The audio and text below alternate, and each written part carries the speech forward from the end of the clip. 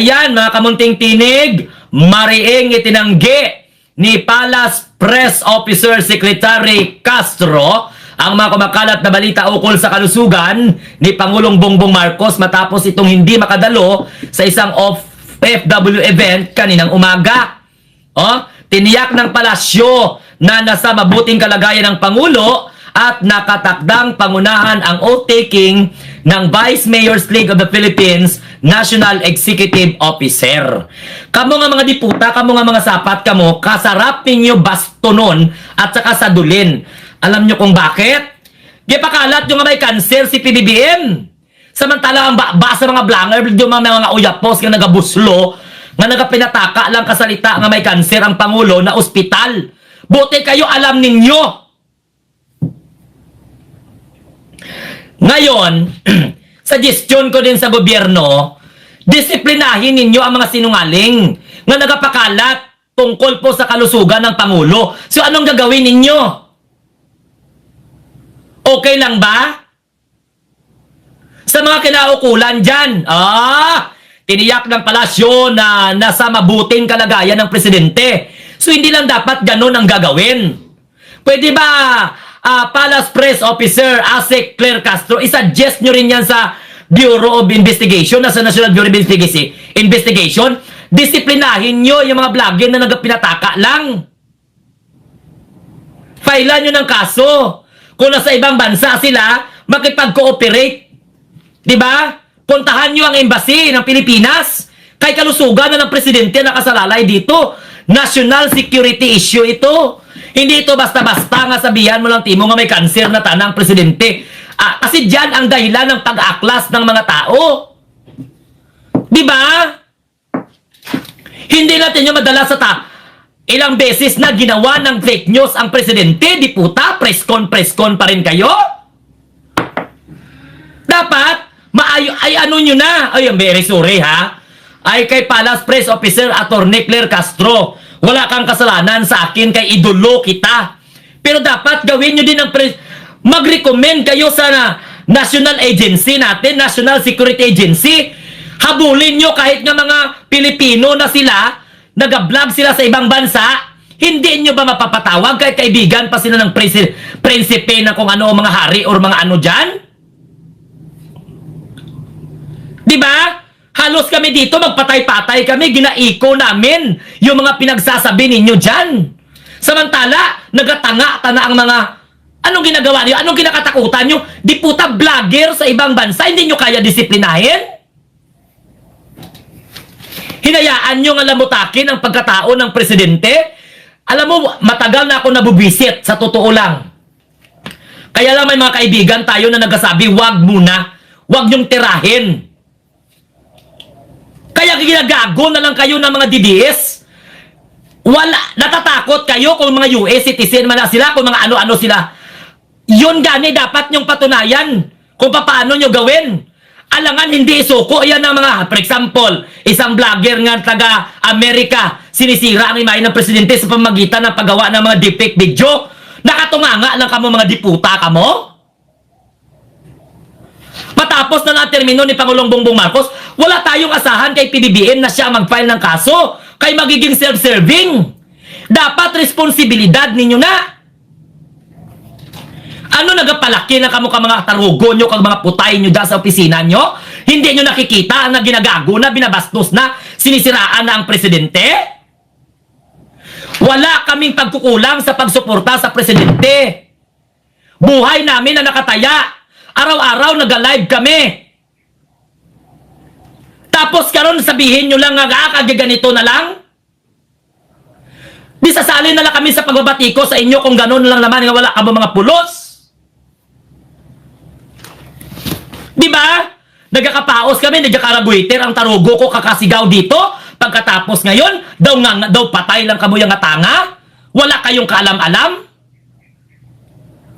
Nagkakamarasakit kami kayaw-yaw dito para lang na labanan namin diputa ang fake news. Tapos ang ahensya nga ginalabanan ng fake news, wala kayo ginagawa. Maglayas kayo sa pwesto nyo. Bakit wala kayo mga jurisdiction Pilipino na sila, naging US citizen sila, o kung saan man silang lupalop na nagiging citizen. Hindi kayo pwede magkaroon, may bilateral agreement man. Hindi nyo ba pwedeng sabihin yan sa Department of Foreign Affairs? Na may kipag-coordinate sila sa kanilang counterpart dyan na mga Minister of Foreign Affairs para ipahanap itong citizen na ito na naging citizen sa kanilang bansa? Di puta naisip mo gani na ako ordinaryong tao lang? Kaya ginagago ng mga tao si Pangulong Bongbong Marcos. Kahit gaano karami ang kanilang mga supporter, kung gano'n na pambabastos, panggagago, fake news na wala kayong ginagawa, i-dissolve na lang yung agency nyo kung di kayo marunong magtuges sa na mababastos na punta kayo sa ibang lugar. Babuyin ang pagkatao ng isang opisyal kundi kabitayin.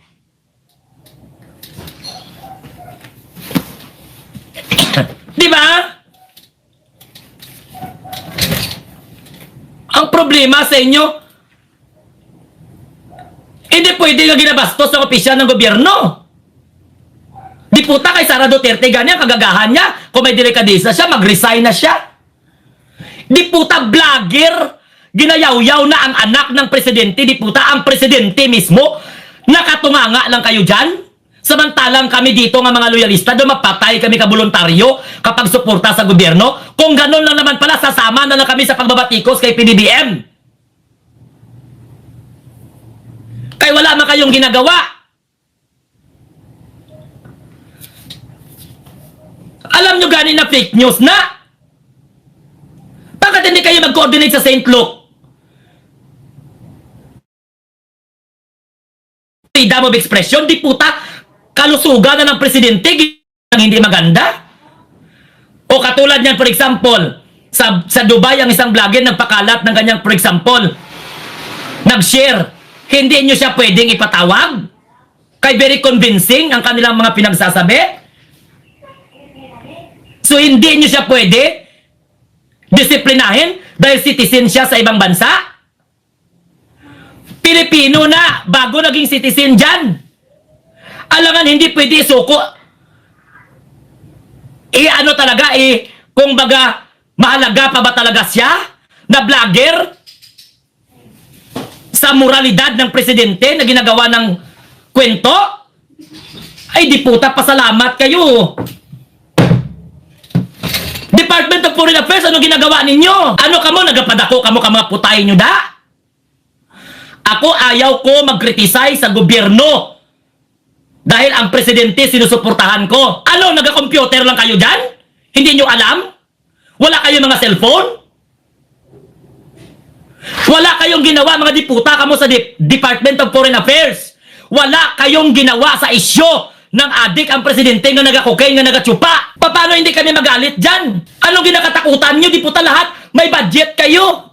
Milyones ang budget nyo, bilyones ang budget nyo. Moralidad na ng presidente, ng first lady, first family ang sinisira. Diputa, hinahayaan nyo lang. Sa ibang bansa, hindi mo pwedeng insultuhin ang presidente. Wala question sa kabaitan ni PBBM dahil understood ko naman na si PBBM hindi gagalaw yan. Diba? Wala pa kayo napatunayan naging disiplina ninyo mga fake news.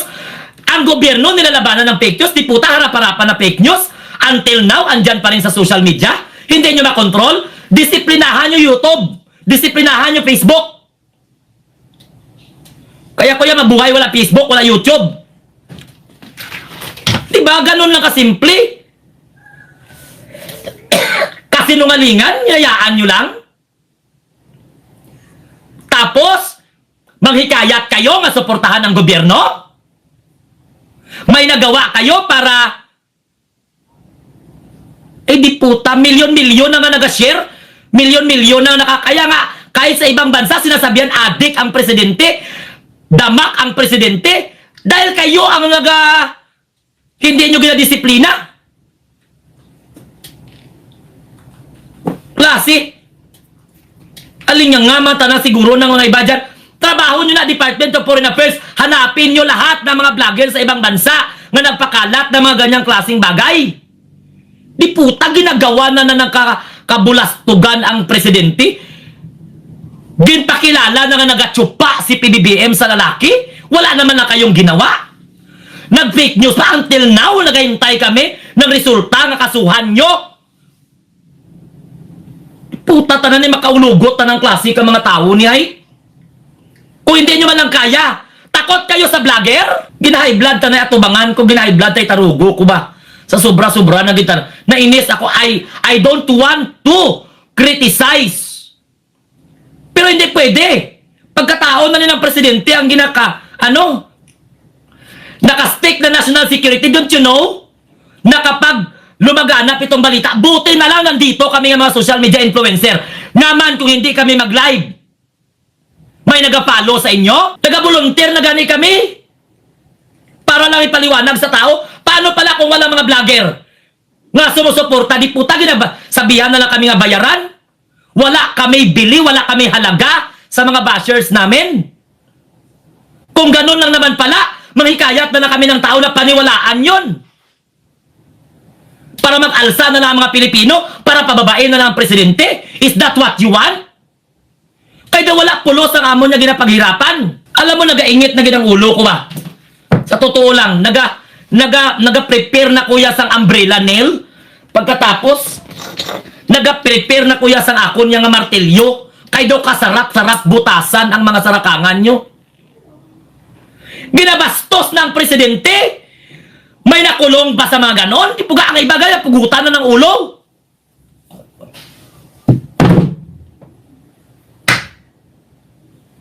Klase talaga ng mga tao ni ay. Anong ginagawa nyo dyan? Bakit hindi nyo ipahanap? Dapat sa mga bagay na yan talaga, pahanap because they can influence. Kaya malakas ang loob ng iba nga mga vlogger. Wala. Tingnan mo ang iba nga mga vlogger na nagapakalat sa abroad. Mga citizen sila. So, kung citizen sila, takot kayo? Takot kayo? Don't you know na kami na mga pro-government hindi nababatiko sa ahensya ng gobyerno? Why? Dahil sa pinagkakatiwalaan ko ng presidente, di puta ginabastos ng presidente. Serious yung allegation na nagahit-hit si PBBM ng when we are waiting until this point of time. Paano na lang pala kung halimbawa kami na mga social media influencers nawalan kami ng gana na magtanggol sa gobyerno? Di ko din natagal na nga napatalsik ang presidente dahil sa walang mag-defend, walang mag-rebat? Kaya hindi man kayo mga diputa kamo nag-rebat? Nag-rebat kayo? Wala gani kami sweldo, baka gani kami yakapagtanggol sa gobyerno kay PBBM? Imahe na ng presidente ang nakataya dito? Tapos trabaho ninyo, labanan yung fake news. Ito sigurado na fake news. Ano palang pulos ang inyo nga tinatawag na investigation in the aid of legislation para mabalabanan. Nag-invite kayo ng mga peke ng mga vlogger.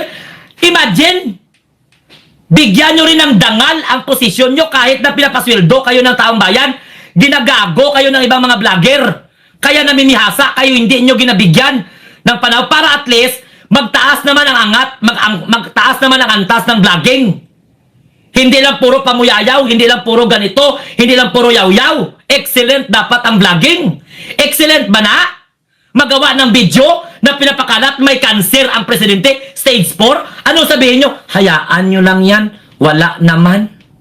Di puta, tingnan nyo kung ano kahirap sa pakiramdam ng isang loyalista na ginagago. Dapat ganiya si Aimee, inimbestigahan nyo na. Kung hindi kamot mga tingkuling ng mga sapat kamo. Kung hindi lang kay Pangulong Bongbong Marcos, araw-arawin namin kayo.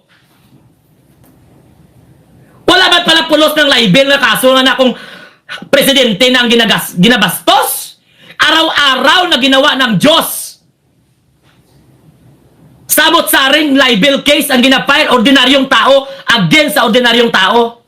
Sabihan mo lang gani naging kawat ang mangga libel na. Samantalang stage 4 cancer, walang gin-present na medical certificate. The medical certificate is confidential in nature. Kaya nga ang mga basher kay PBBM, hinayaan nyo? Presidente na ang ginaganyan? Di puga do mga abnormal kamo, do mga alinyanga kamo nga. Dapat kay may cyber crime division man. Araw-araw na ginawa ng Diyos, nagkakasuhan ng mga tao sa cyber libel. That is not a libelous. So, halimbawa, gali. Kaya lang, mabuti na lang talaga, hindi kami katulad ng mga DDS nga gumagawa, nga gintubuan sang Almoranas, ang tinggil ni Sara. Mabuti na lang. Kay kami, nagaingat kami ng mga pananalita namin. Kahit pwede kami kasuhan, ano magagawa namin kung kasuhan kami? Wala man ng pro bono sa aming abogado ng gobyerno. Pero ang ginaproteksyon na namin ang presidente. Ako hindi makuya nag-aasa nga bigyan ako ng abogado ng presidente kung kasuhan ako ng cyber libel. Samantala, iba mga DDS vlogger, pinagmamalaki nila ng abogado nila, abogado ni Sara Duterte. Nga ano, tanang klase ka tolerance na. Okay lang sana kung hindi presidente ang ginatira. Presidente, okay sana kung may katotohanan. How they acquire the medical certificate? I-assure nyo ang tao. I-assure nyo ang tao. Hindi lang puro press conference, press conference, press conference.